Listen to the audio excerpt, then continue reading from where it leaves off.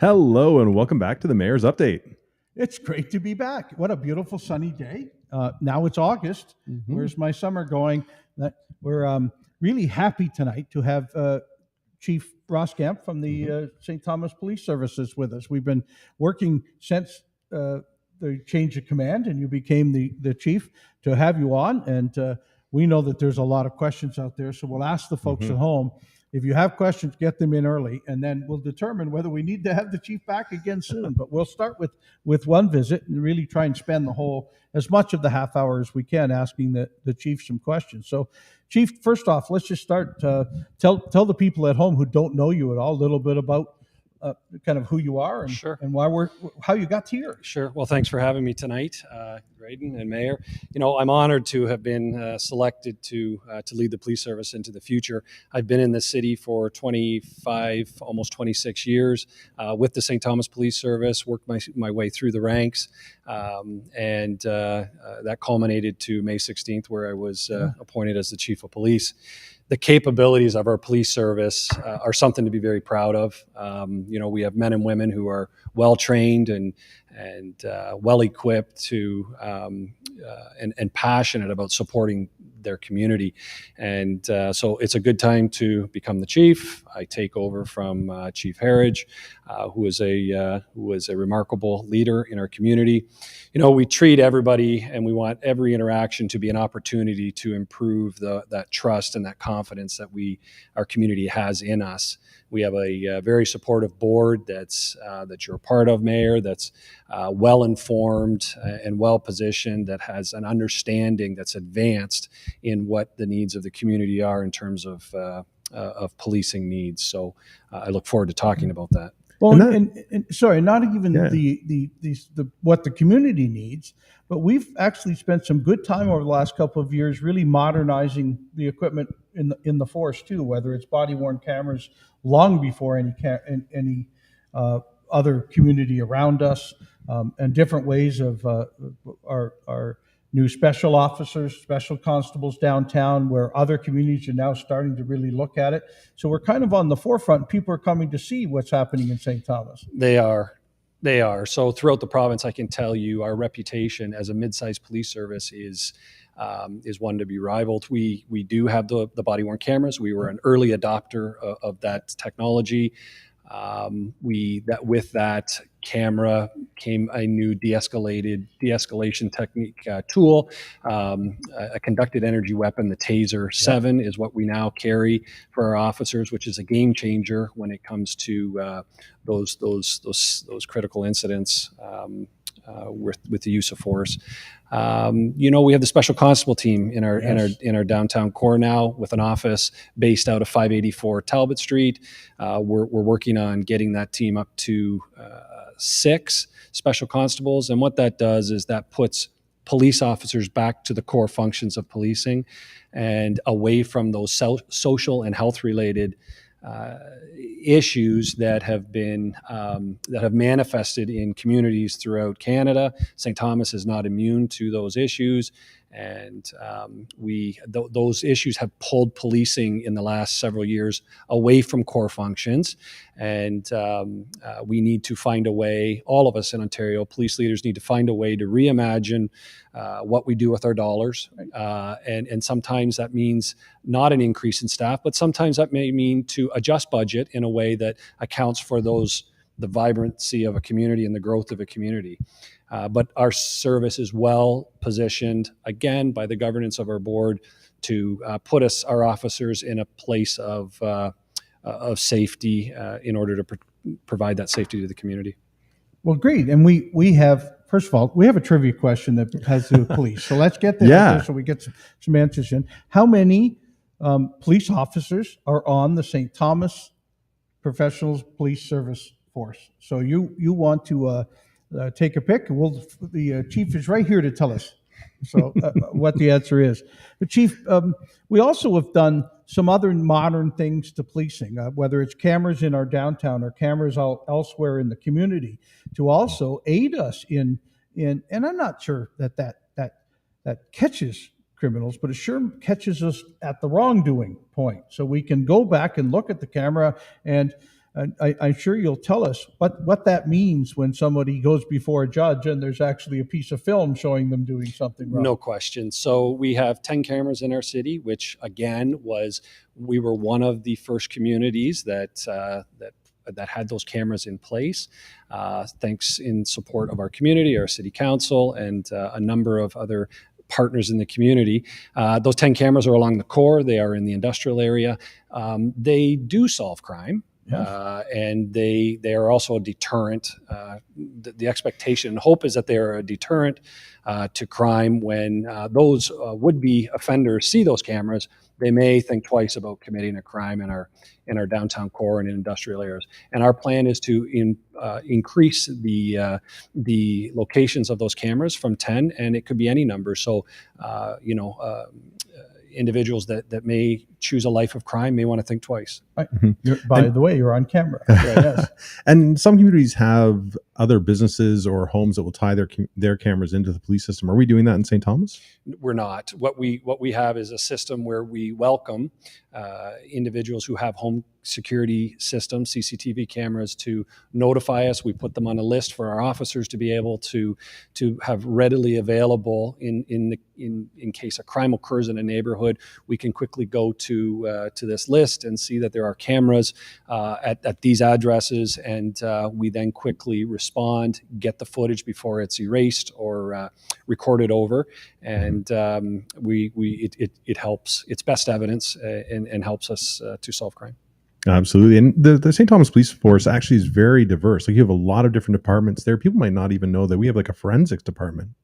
We do. We, as I indicated, the St. Thomas Police Service is something to be very proud of. We have the ability to investigate the smallest of crimes to the most serious of crimes, and so we do have a forensic identification civilian technician that comes to us, highly trained civilian that is capable of attending, again, lower end crimes to homicides, to the most serious, and process those scenes, collect that evidence, and prepare a case for court.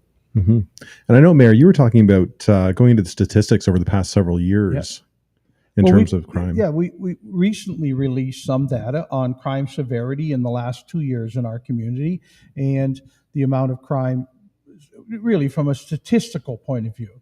And we all have to be careful about statistics because they are who collected last year's versus this year. But Chief, can you give us some what you see as trends in our community over the last couple of years, whether it's crime severity or crime numbers or crime type? Sure. So there's both qualitative and quantitative ways to measure. One of the most recent that was released by Stats Canada was the Crime Severity Index. And the Crime Severity Index is a measure of police reporting based on the severity of an offense.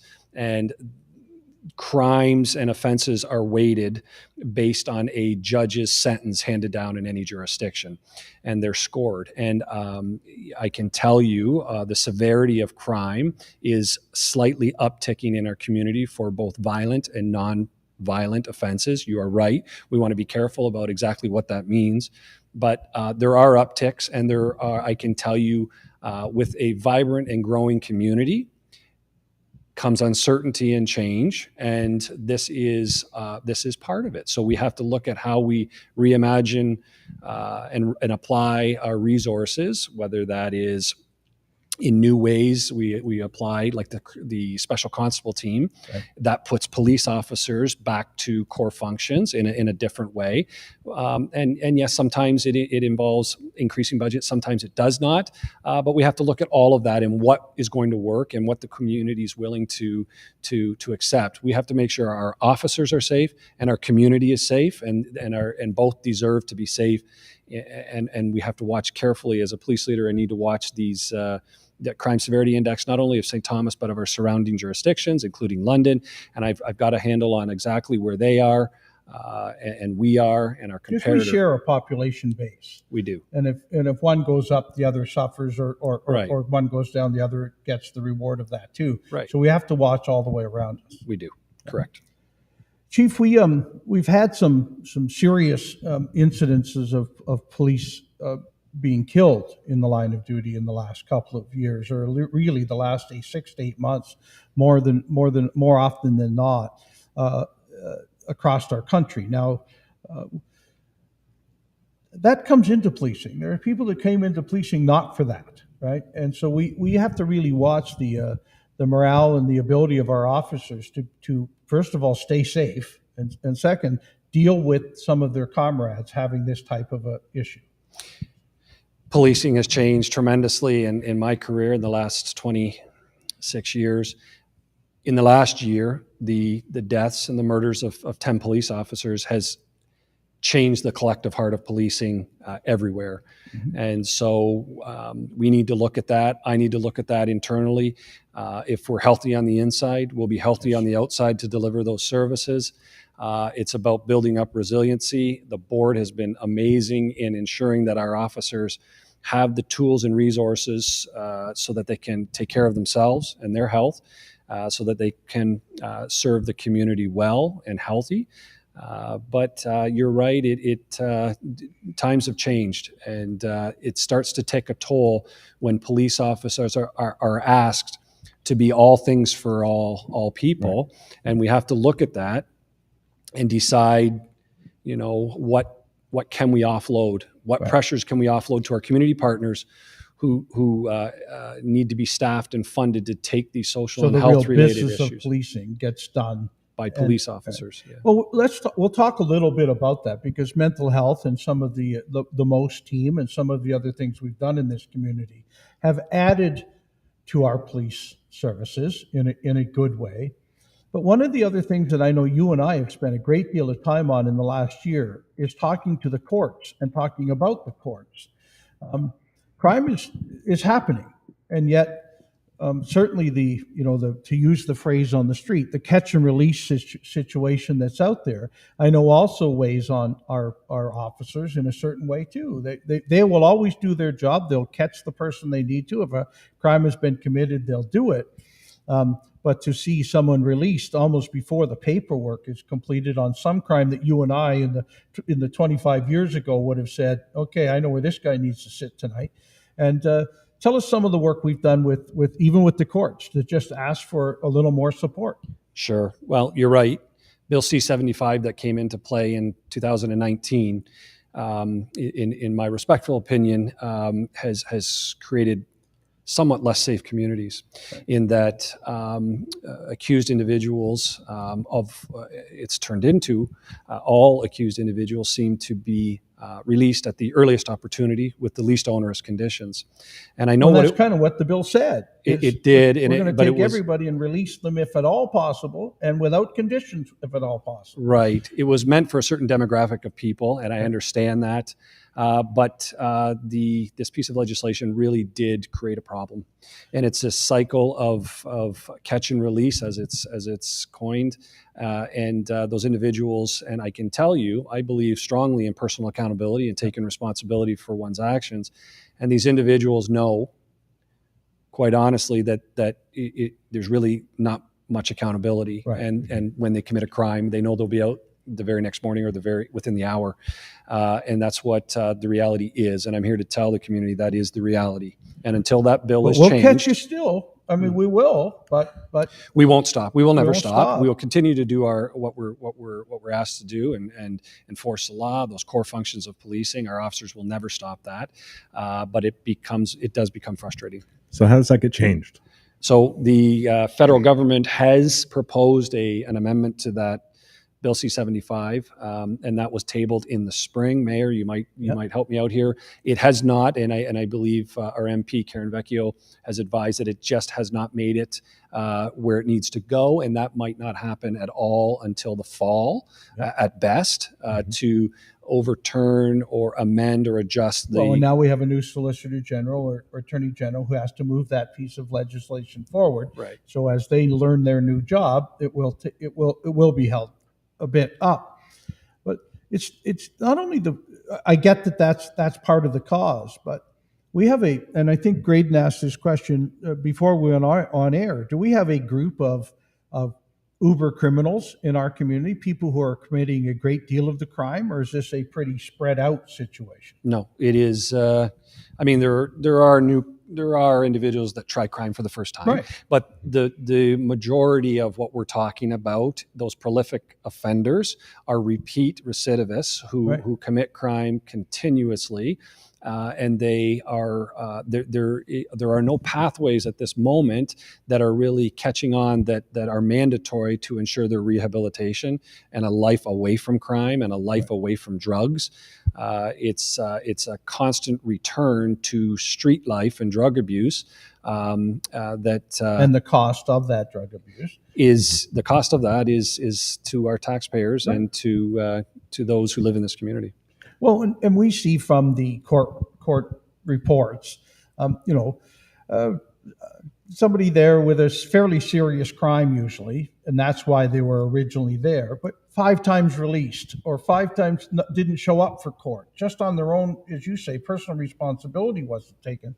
So we need to find a way to, it used to be that's the last thing you wanted to do to a judge is appear before him having not done what he asked you to do when you went home. It seems not to be at all this case anymore. Well, those fail to comply charges, those disobey court order charges used to mean something. Yeah. And I wouldn't sit here at all and suggest that the judges are responsible for this. These are bills by federal government that have, in fact, even created a bit of an issue for our local bench and judges to make these decisions. And I feel that they receive files with fail to comply charges and they just want to move those off They the would desk. like to move them off the desk, but they again need to issue the appropriate sentences. Take them into account. I mean, somebody's telling you, I don't care about being crime-free in my community. Mm-hmm. I know what I'd like to say as the mayor. I know what you'd like to say as the police chief, and a certain number of police officers. Do we have the right answer yet?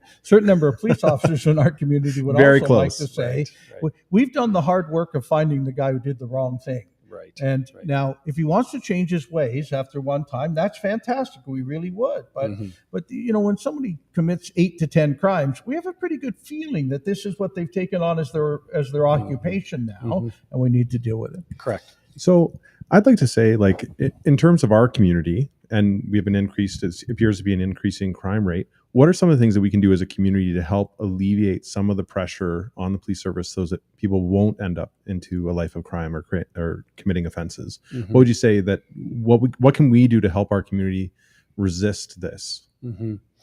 Good question. That's $1 million question right there. From my perspective, what I think I need to do is we need to have those tough conversations with our community agency and our partners in the community so that they are funded and staffed properly to pick up their pieces. This shouldn't be, and it cannot be, the police owning these issues for everything. Our society is a polarized society today everywhere, and the notion that the police can solve all problems is just not feasible or sustainable in any way.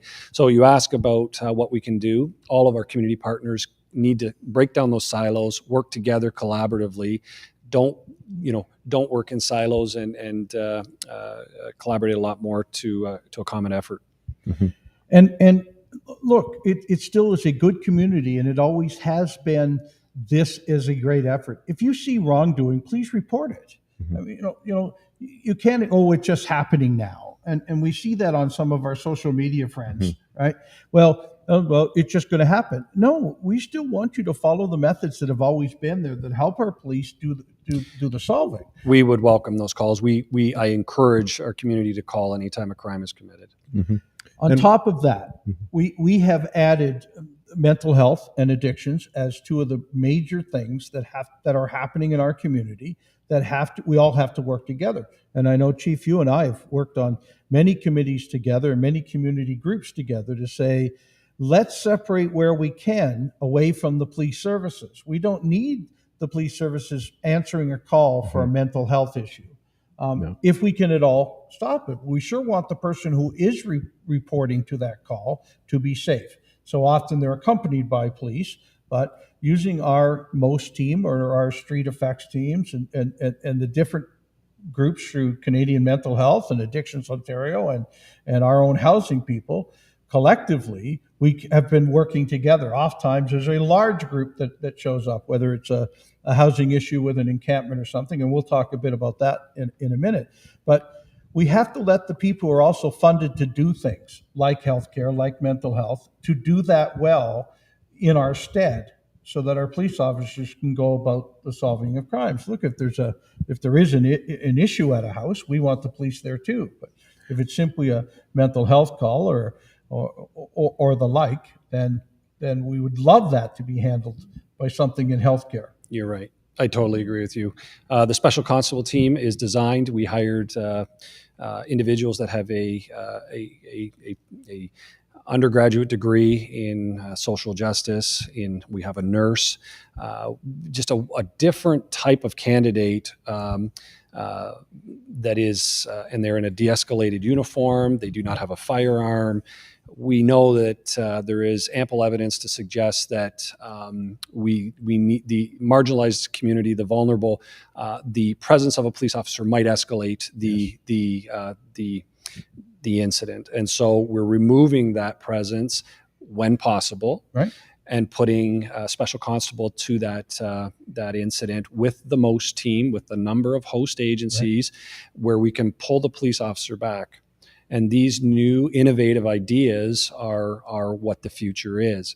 We also have a protocol with the hospital, right, with STAG, on removing officers from the hospital for apprehensions under the Mental Health Act, which are quite numerous, and that removes officers. Used to be a place where our officers had to spend a great deal of time, right, because it was hard to release at the hospital. We right. have a nice protocol in place now. The law speaks to the fact that we must stay until right, custody responsibility of the individual has been taken over by the receiving entity, right, which is the hospital. So this protocol is in place for low, medium, high risk. And if it's low or medium, that's the decision between the police and the doctor, the attending right, doctor. Or a member of our MOST team, or a member of our MOST. Special constables right, being there as right, a way of allowing the police officer to get back on duty and do what they do best. You got it. Right? Yep. And so we're seeing that here, and we're still talking to other communities that aren't yet seeing that moving right, as smooth as we've been able correct, to. We are advanced in those areas. Okay. Great. And the Rail City Lofts had some very positive statistics that I saw come out as well. And if you're not aware, the Rail City Lofts is supportive housing that's done by Indwell. It was a trial project. There are several beds in there, and now it's been expanded. But can we talk about the stats that came out from that? The original 16 that went to Rail City Lofts, yes, we certainly can. If you'd like to, I know Chief Harridge originally gathered those, and I know you and I are talking about, as we now move to the station and 40 more people housed in our community, we're hoping to see the same type. But the individual who is currently homeless and on our streets has a lot of interaction with our police force. Now, with our special constables, their interaction may be with them more now than regular police officers. But I believe in round numbers, Grayden, you're talking about the 16 people that were in the Rail City Lofts were first assigned to the 16 beds at Rail City Lofts, had about 800 interactions with police in the 12 months previous to getting that site. Now remember, these sites are also inclusive of mental health and addiction supports on site 24 hours a day. And so people get better. And as we're seeing now, some of the people at Rail City Lofts are actually moving to the station. So a lesser support, but still a support. But in the year following the Rail City Lofts, of 1 full year of people there, and as I've just said, 5 are now are doing so much better, they're moving to a new place. There was about 40 interactions with our police in that same number. And so don't hold me exactly to the numbers, but it's really an very incredible difference. So you're right. I can tell you with generalizing that those that have moved into the lofts have improved drastically. Right. This is an example of how housing works and a hub model works that is similar to what you just said. On-site support wraparound for the trouble services. around the people may have. So, wraparound services. So this is, an example of how that is an example of rehabilitation. Yeah. And it works. And so those It individuals doesn't have to be a jail cell. It can be. No, but it truly No, is. that makes me so excited, right? And so 40 more people, starting right now, 40 more people moving into the station, another Indwell project with the city, with mental health and addiction support on site. We're really excited. 40 more homeless people in our community. And the ones that need it the most are the ones being chosen to take these 40 new beds. is going to make a huge difference in our community. We've been working hard on sheltering, emergency sheltering, and thank you, Ian, for what you do, because there's also some supports on site there too, and a great presence of our special officers and other constables there too. But occasionally, Chief, we run into people who don't want to go to any place that the great taxpayers of the city of St. Thomas have put together for them. And so occasionally we get an encampment that we have to determine. If it's on our property, it's very easy for us as property owners to go and say, we'd like this too. We have an other opportunity. We have beds available at the shelter, or we have future beds available at the station. So let's move forward, right? But occasionally we're not on public property, and it gets more entrenched, and we have to talk about it. Well, we had a very serious crime occur at the last encampment that we had to deal with in this community. And I know you and I spent a number of nights talking and days talking, what's next? What do we have to do?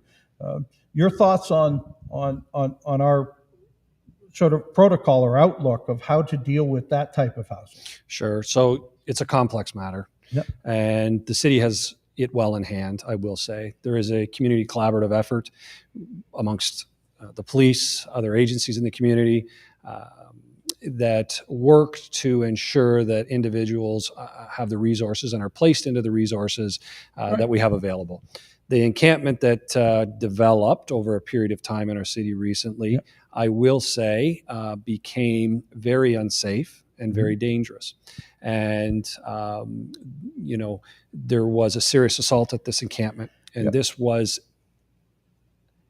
by individuals living at the encampment onto other individuals that were living at the encampment.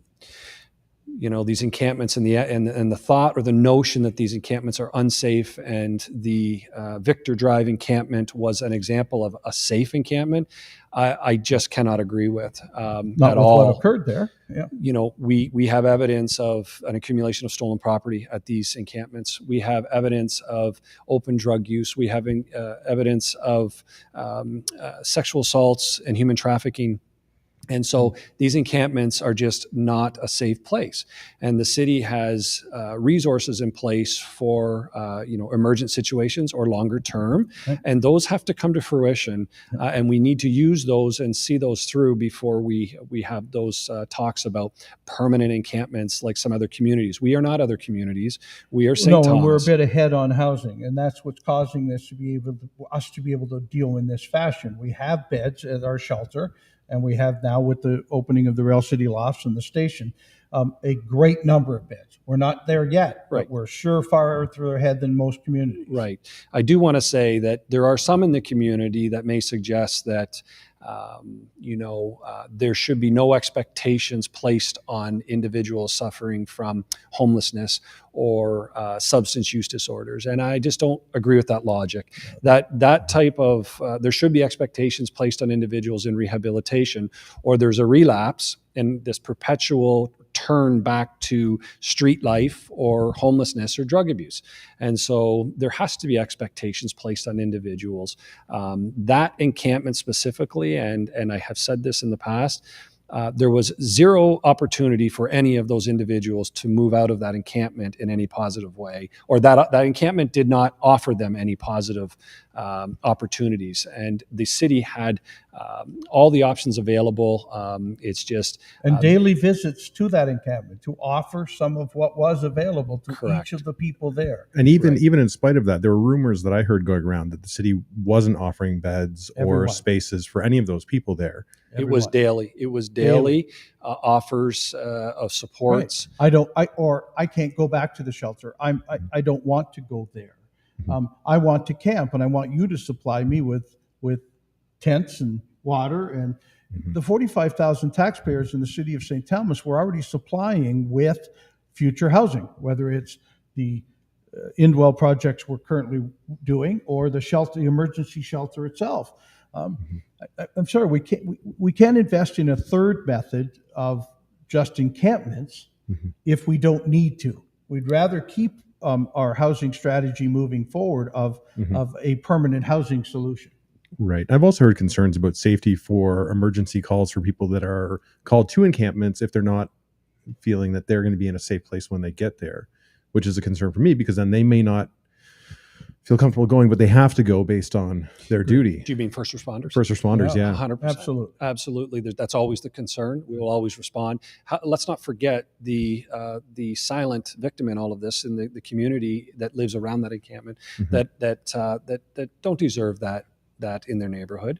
There are shelters and options available that the city's putting in place. So I guess from our point of view, it's important to say that was not a safe encampment. And I'm not sure of any encampment that grows to that level is ever going to be a safe place. There's unsanitary conditions and health issues, not to mention all the other things I mentioned. Yeah. I mean, and it kind of proved itself out because of a very violent crime occurred there before we finally had to step in and say, this isn't an answer to what's happening. For the community, there were reasons why it did take a bit of time, and it was not for a lack of monitoring and effort on the city's part or the police services part. So also, if you want to help us here, we need your help. I mean, as a community, we want to help everyone who is in our community. And if you're seeing somebody who's struggling or somebody who is attempting not to live in the system, let us know.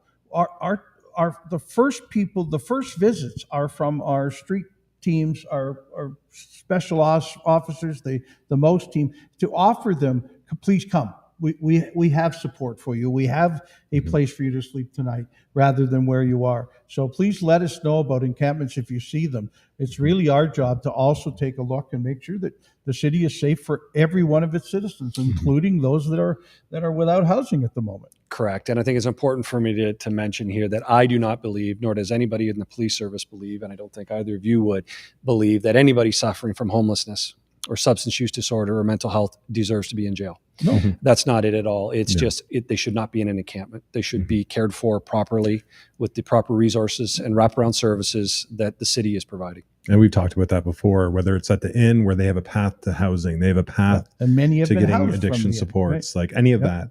Yeah. Do we have any questions on here that we'd like to share with the chief before we get thrown off the air? No, we don't. We don't have any because super. we have thanks. Margaret McKnight is saying thank you to the St. Thomas Police Service. She was a nurse at Steg, and she said it was always amazing to interact with you and your team at Did the anybody hospital. get the right number? No, they're one off. They're one off. They didn't get the right number. Okay, so what answer was there? 76. Oh, and they're one off. Watch and see what answers we get next. And I know we're really close. We've got to go. We're a little bit over, but it's fine. It's fine. I think it's okay. Well, Chief, I want to thank you for coming tonight. I know we didn't get to half of the stuff we really wanted to cover, and I think we'll give you a couple weeks to keep doing the great job you're doing, and then we'll maybe have you back on, and maybe bring the deputy chief too, and we'll have a whole. Because he does a whole different job than you do. He does. And I'd like the public to know kind of what the structure of our police department is. Sure. So we'd love to have you back anytime you both can say yes. Thank you for having me. Yeah, and we've got comments. Great information. Thank you. It's been a pleasure, and I know as the mayor said, we're trying to have you on right after the ceremony. It didn't quite work out, but it's so great to have you on and have this discussion. And all of our viewers, you're going to watch us probably after the live here, but if you have any questions, let us know, and then we can bring them forward for the next time we're able to find time to have the chief on. Thanks, Grayden. Thank you. Great. All right. Take care, everybody. Have a great week. We'll see you next week. Yeah. Catch you on the flip side, guys.